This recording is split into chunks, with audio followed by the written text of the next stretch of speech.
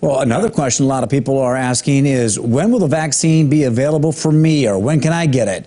The state of South Dakota has set guidelines that prioritize groups for the vaccine until it's more widely available, and talked about that first phase of vaccinations today.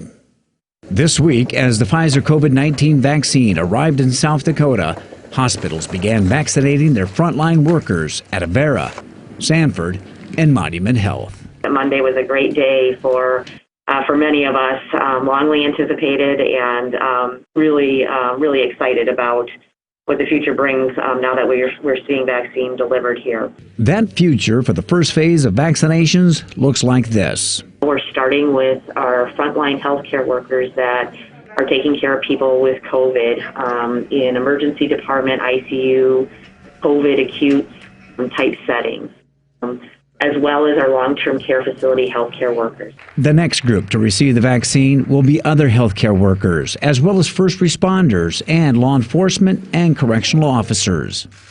After that, the state says it'll move on to those who are most vulnerable. So that includes individuals with 2 or more underlying health conditions, people that are over age 65, people that are people that live in congregate settings, independent living type settings, group homes, and then some of our critical infrastructure to include teachers and other school and college staff and funeral service workers. The state started phase 1 in some of the most populated areas of the state using the Pfizer vaccine, which requires cold storage.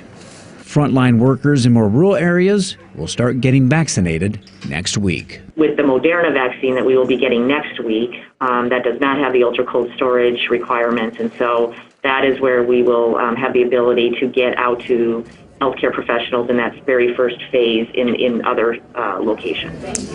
The state received 7,800 doses from Pfizer and more than 14,000 doses from Moderna, and will arrive next week just for the first phase of vaccinations.